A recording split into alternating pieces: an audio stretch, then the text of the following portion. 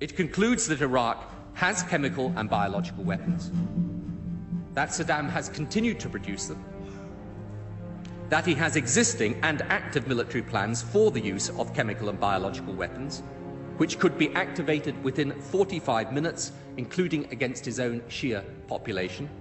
The United States knows that Iraq has weapons of mass destruction. Any country on the face of the earth with an active intelligence program knows that Iraq has weapons of mass destruction. There is no doubt that Saddam Hussein now has weapons of mass destruction.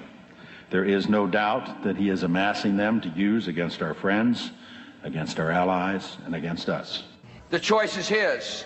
And if he does not disarm, the United States of America will lead a coalition and disarm him in the name of peace.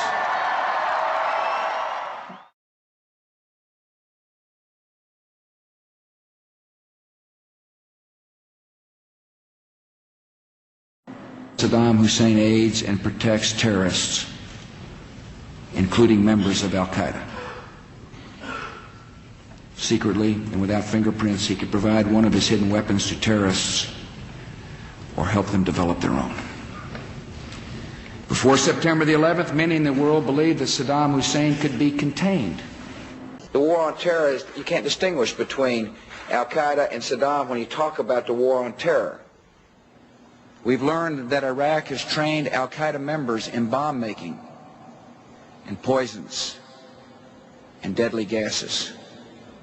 He's a threat because he is dealing with Al-Qaeda. We know that Iraq and Al-Qaeda have had high-level contacts.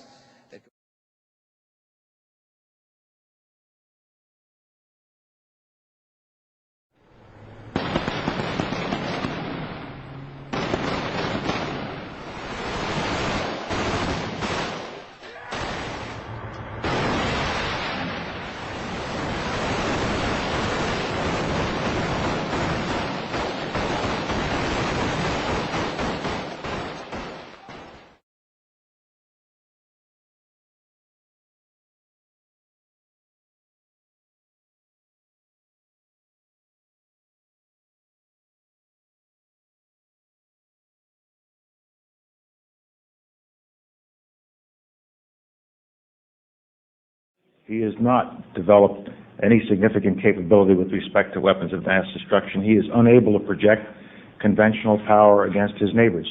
We are able to keep arms from him. His military forces have not been rebuilt.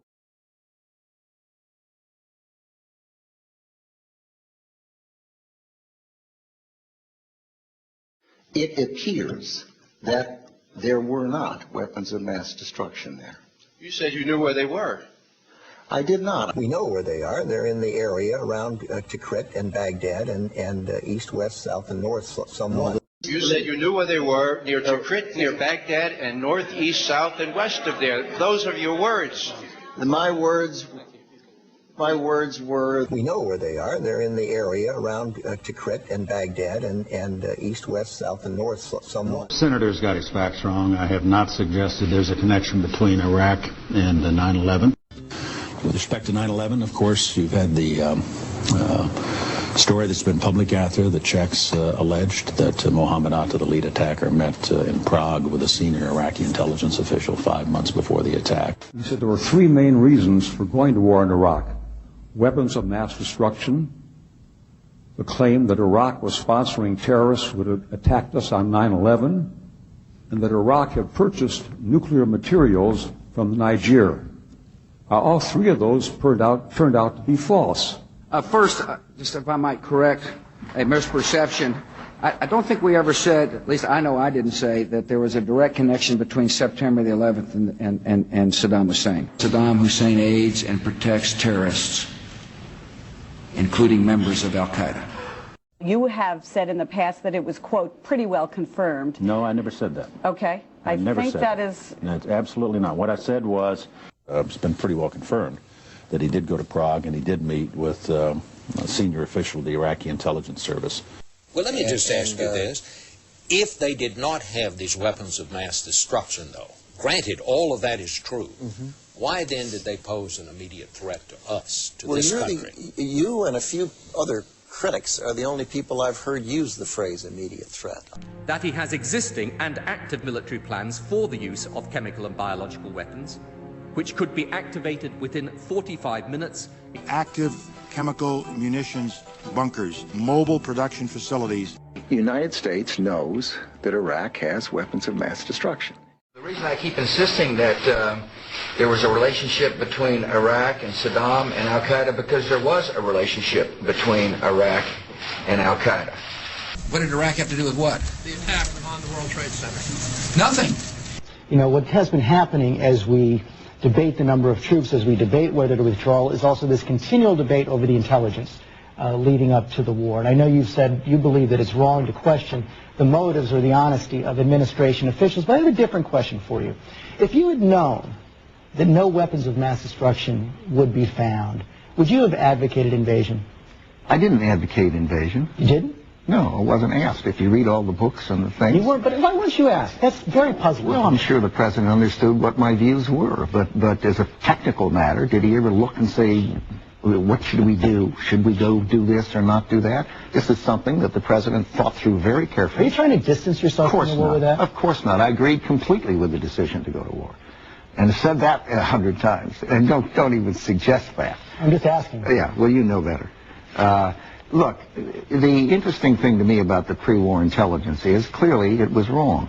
Every statement I make today is backed up by sources, solid sources. These are not assertions. So would you have been for an invasion if we had known that? The answer is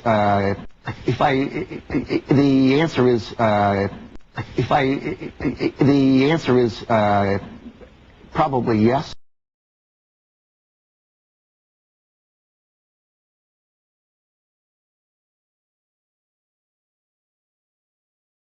When it comes to who else knew the American public was being lied to about Iraq, one Democratic senator now says you can add the entire Intelligence Committee to the list. Dick Durbin of Illinois making the amazing claim on the floor of the Senate that while he and perhaps the 16 other members of that Intelligence Committee knew the administration was misleading the American public, he, perhaps they, kept quiet about it because due to his position on the committee, he had been sworn to secrecy. A few hundred feet away from here, in a closed room, carefully guarded, the Intelligence Committee was meeting on a daily basis for top secret briefings about the information we were receiving, and the information we had in the Intelligence Committee was not the same information being given to the American people. I couldn't believe it. Members of this administration were in active, heated debate over whether aluminum tubes really meant that the Iraqis were developing nuclear weapons. Some within the administration saying, of course not. It's not the same kind of aluminum tube. At the same time that members of the administration were telling the American people to be fearful of mushroom-shaped clouds. I was angry about it. Frankly, I couldn't do much about it. Because you see, in the Intelligence Committee, we're sworn to secrecy. We can't walk outside the door and say, the statement made yesterday by the White House is in direct contradiction to classified information that's being given to this Congress. We can't do that. We couldn't make those statements.